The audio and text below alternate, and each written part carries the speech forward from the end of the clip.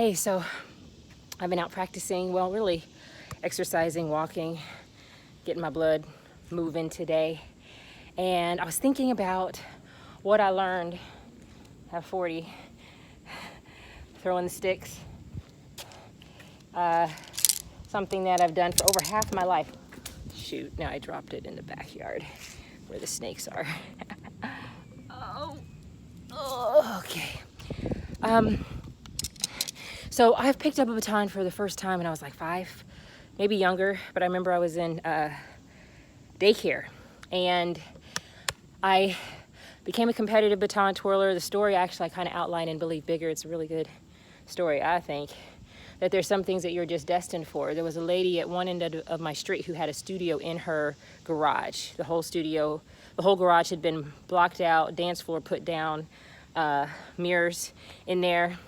And then she told me within a year, maybe less, that I had outgrown the class and that I needed more advanced training, but we didn't know where to go.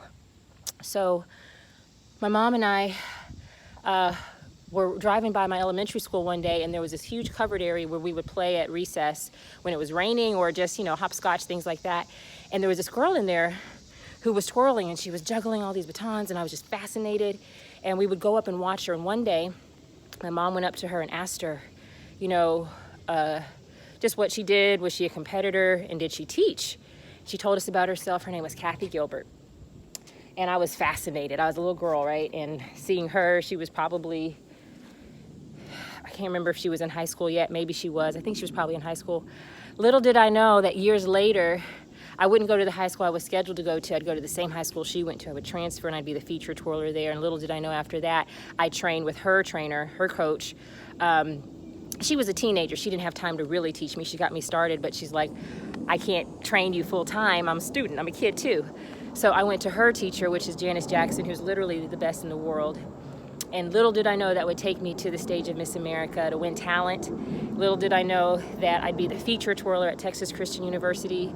Little did I know that even having twirling as my sport, my area of discipline, my area of growth and learning a championship mindset, that would take me beyond those stages to places like Georgetown, and to be able to start my own sports agency and to sign big clients. I think everything for me comes back to that moment where I had the grace of having a wonderful mom who had the courage to go up and ask for help. And now at 40, it's a real thing. Oh man, I think my first competition was like around 9 or 10. So let's just assume it was 10. 30 years ago is when I probably did my first twirling competition. Man. And the fact that some of it's still there, I just want to share with you real quickly a couple of lessons. Number one, ask for help. And the things that you learn, I think of it like this. My twirling coach, Janice Jackson, taught me about being a champion for life. I will always be grateful. I will always honor her because the lessons far exceeded the medals, the trophies, the titles, the wins. I literally learned how to think, operate, focus like a champion. Sometimes I forget that in business. But what I try to do as a coach today is bring that same level of limitlessness and legacy identity to the people who work with us. So what I love today is seeing clients that I worked with now 10 years ago, right? Next year will be my 10th year, so almost 10 years ago, seeing them text me, I just made $500,000, and I'm not working with them right now. But they still come back and say, hey, look what I did, coach. Seeing them start their own events, their own businesses. Seeing someone yesterday post, hey, I was just on TV with Soledad O'Brien, or I just got my own show on WeTV or Bravo. Those things are awesome. And as I was sitting here today in my driveway in our beautiful home that we've been blessed with, we call it the house that Bigger Belief built. I'm grateful that we raised our hand, we got started, but that we didn't just have any coach. We had someone who had championship mindset, not a cheap mindset. She was definitely the top in her field, so she was the most premium priced. But today I still draw upon that. And so I can still juggle. I can still do most stuff. I can do some of the tumbling, not everything, because I had good foundational training. The other thing I learned is that things will not necessarily be easier when you get out of shape, meaning when you disconnect from what you're doing, but that's okay. You can get back in it. You can start today. So within the first 2 minutes, I chipped my nail. I don't know if you can see this. Just take my, yeah, you can see it now. I chipped my nail.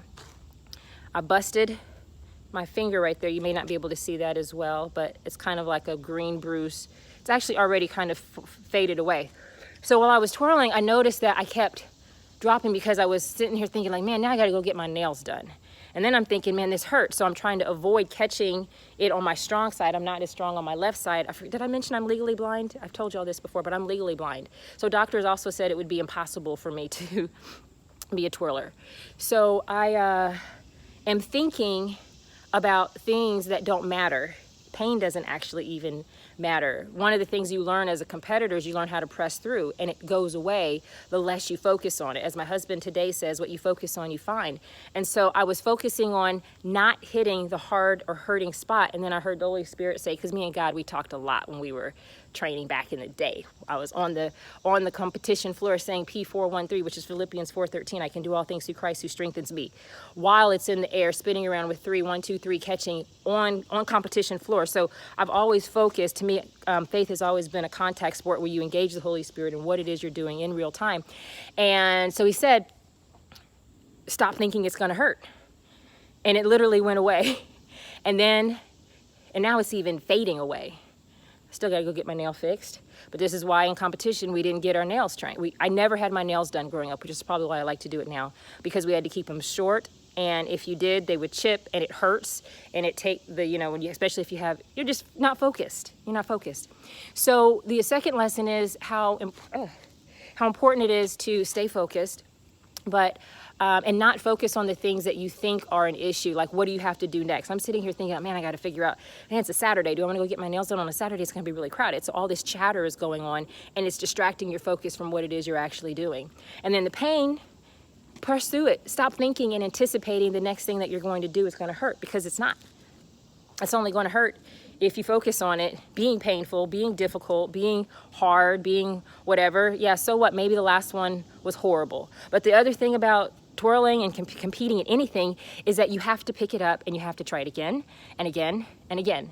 So there were certain things that I couldn't do unless I couldn't move on to the next trick unless I had mastered catching it at least 100 times. I remember when she would give us like the hundreds, I was like, no. But then they become second nature. Another thing I learned is about muscle memory. You have muscle memory in so many areas of your life. I'll try to do this for you all. Only got a couple seconds here left. I wasn't sure if I could still do this thing called an illusion. And so I can still do one because my body's a little bit more warmed up. But I thought, oh my gosh, I'm not gonna be able to do it. I'm old now. I'm cranky. I can't, or crotchety, whatever it is. I'm stiff. Not true. And when I got ready to do it, I just said, do it. I didn't think about whether I could do it. I just did it, and it was done. And now I just did it for you without even hesitating, because I just did it. So your muscles will remember what's amazing and what's possible. Last thing I'll say is, because I'm legally blind, I love to get out here in the sun, because this is how we performed at football games in the Texas heat. Georgia's got a nice chasing after Texas heat for sure. But because I'm legally blind and doctors said it was impossible, being out here reminds me that I can do exactly what God says I can do, that I'm defined by Him, that it doesn't matter what the doctors say, what people say, that He defines what is possible, and what is impossible with man is totally easy and effortless for God. So remember that you have the entire resources of heaven, the angel armies, God Himself, the Holy Spirit with you, fighting for you, working for you, through you, and in you. I hope this has blessed you. Connect with me at Marshawn.com. God bless. Holla.